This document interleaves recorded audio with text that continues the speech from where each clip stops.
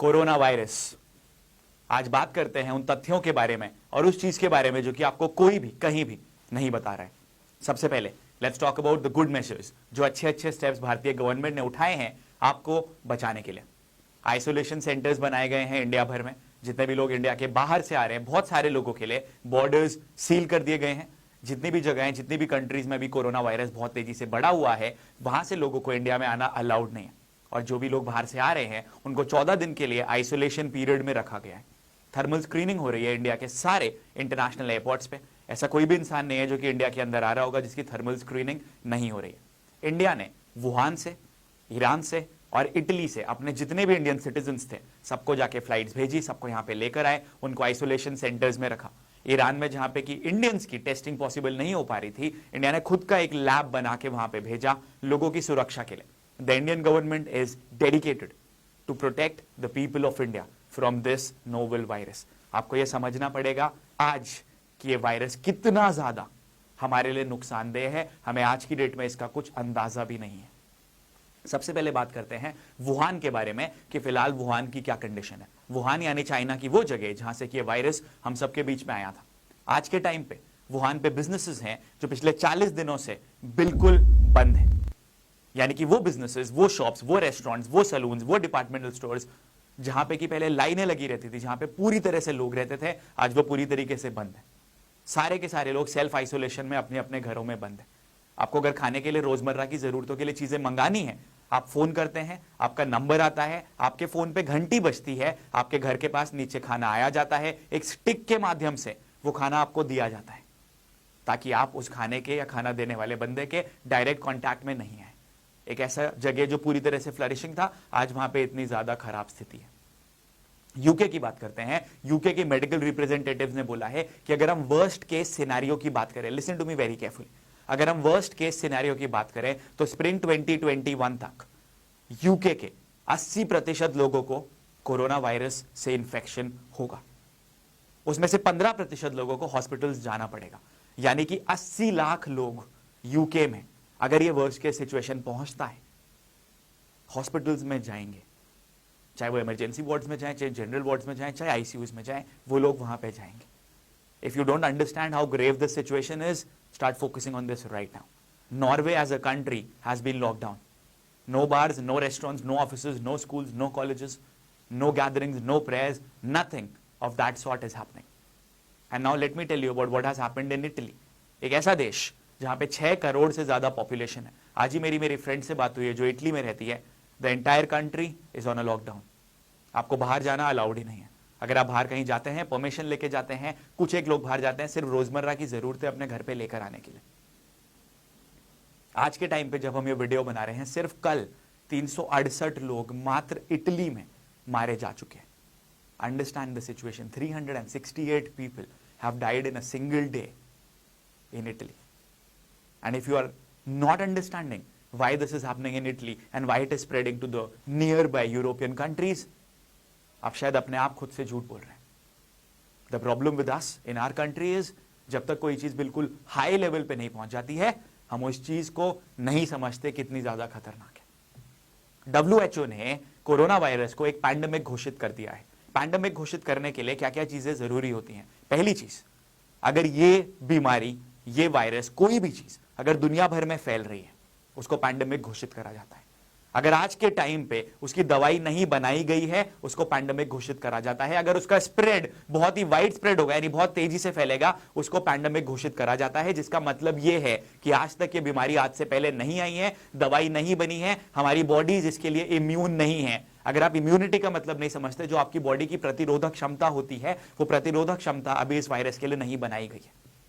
एक एग्जाम्पल देके आपको समझाता हूं। आपने सुना होगा ना, एक इंसान को चिकन पॉक्स जिंदगी में सिर्फ एक बार होता है, क्योंकि उसके बाद हमारी बॉडी उसके लिए इम्यूनिटी डेवलप कर लेती है। कोरोना वायरस के लिए ऐसा नहीं हुआ है। आपके पास जो भी व्हाट्सएप में फॉरवर्डेड मैसेजेस आ रहे हैं, अदरक खा लो, गिलोय ले लो, कुछ भी, ये सारी चीजें आपकी इम्यूनिटी बढ़ा तो सकती है, लेकिन बढ़ाने में बहुत ज्यादा टाइम लगेगा। ये 2 दिन, 4 दिन या 5 दिन का सिस्टम नहीं है बॉस। आपकी जो भी एज है, आप बचपन से जो खा रहे हो, जो भी आपने करा है, जैसे भी आपका फैमिली बैकग्राउंड है, जो भी आपके जीन्स हैं, आपकी इम्यूनिटी उसके ऊपर डिपेंड करती है। ये सारी चीजें आपके लिए, हेल्थ के लिए तो फायदेमंद हो सकती हैं, लेकिन क्या इन सब चीजों से आप कोरोना वायरस से बचेंगे? बिल्कुल नहीं, बिल्कुल भी नहीं। And that is why it is so very important. आप लोगों ने और भी बहुत सारी चीजें सुनी होंगी, आपके हैंड वॉश करने बहुत ज्यादा जरूरी है, बार बार मुंह पे हाथ मत लगाओ, सब कुछ, ये सब कुछ ठीक है। लेकिन जो सबसे इंपॉर्टेंट चीज आपको समझने वाली है, जो मैं आपको इटली के एग्जांपल देके बताने वाला हूं, वो ये कि अगर आपको कोरोना वायरस हो जाता है, अगर आप एक यूथ है, दो चीजें होंगी। पहली चीज, आपकी प्रोबेबिलिटी ठीक होने की बहुत ज्यादा है, आप बहुत जल्दी ठीक हो सकते हैं। लेकिन दो चीजों से आपको गुजरना पड़ेगा। पहला, जो तीनों केसेस होते हैं, जो तीनों सिनेरियोज होते हैं कोरोना वायरस के, when it starts from a cold, then it gets converted into a flu and then you have pneumonia. ये आपको इस दौर से गुजरना ही पड़ेगा। You will go through pain, you will go through a lot of hard toil. हो सकता है आप इस पेन से ना गुजरे, भगवान करे ऐसा ही हो, लेकिन तब भी अगर आप एक यूथ है हमारे जैसा, बहुत ज्यादा प्रोबेबिलिटी कि आप ठीक तो हो जाओगे, लेकिन अपनी लापरवाही की वजह से you will act as a carrier. आप इसको लेके वायरस को पूरे बाहर जाएंगे और उन लोगों को इन्फेक्ट करेंगे जो कि इसके थ्रू ठीक होने की जिनकी प्रोबेबिलिटी है वो आपके मुकाबले बहुत ज्यादा कम है। वो लोग जिनके लाइफ में पहले से कोई मेडिकल कंडीशंस है, कोई प्रॉब्लमैटिक चीजें चल रही हैं, उनके ठीक होने की प्रोबेबिलिटी आपसे बहुत कम है। एल्डरली लोग, छोटे बच्चे, जो कि आपके छींकने से, आपने कहीं पे छींक दिया, आपने कहीं पे थूक दिया, आपके जो भी वहां पे सिम्टम्स रह जाते हैं, आपका जो, because it is going through your respiratory system, या आपने लोगों ने कहीं पे हाथ लगाया, जहां पे आपने छींका है, जहां पे आपने खांसा है, उन्होंने अपने मुंह में लगाया, that is how it is going to enter into their system. तो जितने भी लोगों की लाइफ में मेडिकल प्रॉब्लम्स पहले से हैं, उनका ठीक होना बहुत ज्यादा मुश्किल हो जाता है, या फिर उनकी जो भी मेडिकल कंडीशन है वो आपकी वजह से एग्रेवेट हो जाती है और बहुत ज्यादा प्रॉब्लमैटिक सिचुएशन उनके लिए क्रिएट हो जाती है। और इससे भी बड़ी चीज ये है मेरे दोस्त कि आप लोग ठीक तब होंगे जब आपको हॉस्पिटल में मेडिकेशन केयर मिलेगा। What you are not understanding is the condition in Italy has become so grave, क्योंकि जो वहां पर मेडिकल सिस्टम है, it is on the brink of collapsing. जितनी वहां की क्षमता है आईसीयू में लोगों को रखने की, उससे बहुत ज्यादा लोग वहां पे आ रहे हैं। There have been days wherein 6000 people within 1 hour have got into the emergency ward. Doctors cannot treat so many people at the same time. Let me repeat what I right now just said. आप ठीक तब होंगे, आपके parents ठीक तब होंगे, बच्चे ठीक तब होंगे जब उनको हॉस्पिटल्स में प्रॉपर मेडिकेशन मिलेगा। Yes, it is something which is not lethal, जो आपको मारेगी नहीं, लेकिन हमारी खुद की कंडीशंस की वजह से जब तक हम बाहर जाना बंद नहीं करेंगे, जब तक हम अनसोशल नहीं होंगे, ये चीज स्प्रेड हो जाएगी। आई एम नॉट सेइंग कि स्प्रेड हो सकती है, मैं आपको बोल रहा हूं अगर हम ड्रास्टिक मेजर्स नहीं लेंगे तो ये स्प्रेड होगी। Look at this image. Read what has been written over here. Doctors in Italy right now have to choose कि कौन जिंदा रहेगा और कौन जिंदा नहीं रहेगा। इतनी खराब स्थिति वहां पे आ सकती है।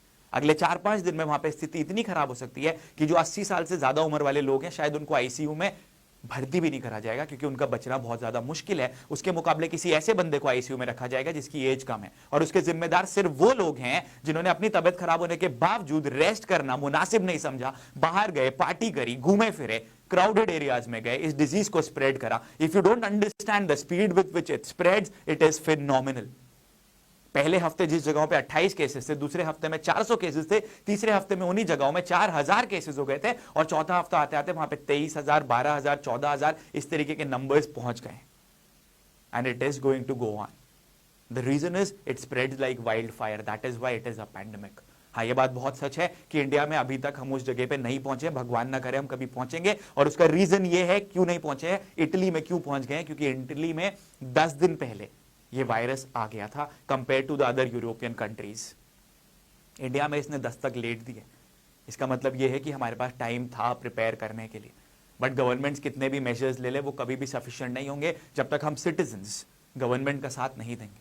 थर्मल स्क्रीनिंग से आपका उस समय स्क्रीनिंग के बारे में पता चलता है वेदर यू आर अफेक्टेड और नॉट। 4-5 दिन के अंदर वो सिम्टम्स आपके अंदर डेवलप हो सकते हैं। बहुत सारे लोगों के अंदर वो सिम्टम्स 2 से 3 दिन के अंदर डेवलप होते हैं, कई जगह पे 5 दिन के अंदर डेवलप होता है। There is no tried and tested thing. This has not happened with the human mankind earlier.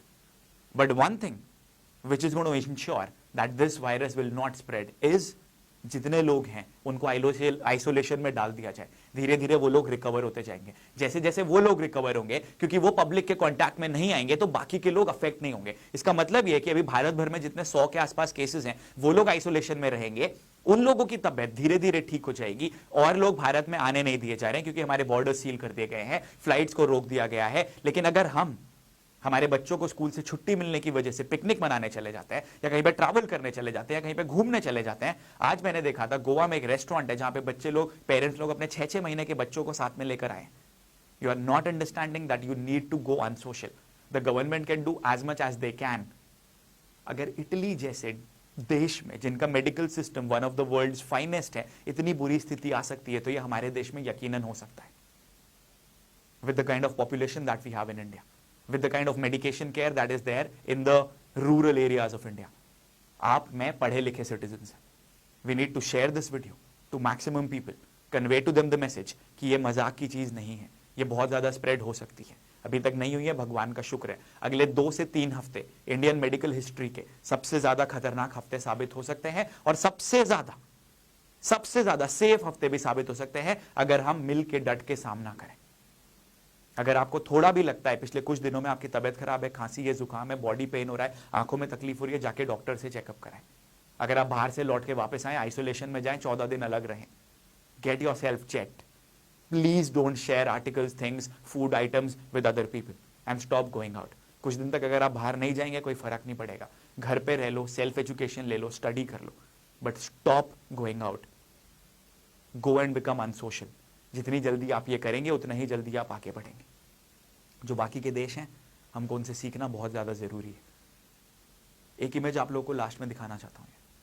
This is an image that has come from someone in Italy. It might be unverified, but what it says is, हम लोग भी यही सोच रहे थे कि हमारे संग कुछ नहीं होने वाला, जो आज आप सोच रहे हो। हमने ध्यान नहीं दिया, मगर आपके पास आज समय है, ध्यान दो, because you don't know what is going to come at you. It might become a war-like situation if we don't act now. Stop going outside. Please start doing that from today itself. Share this message with all your loved ones, friends, relatives. Let's save lives.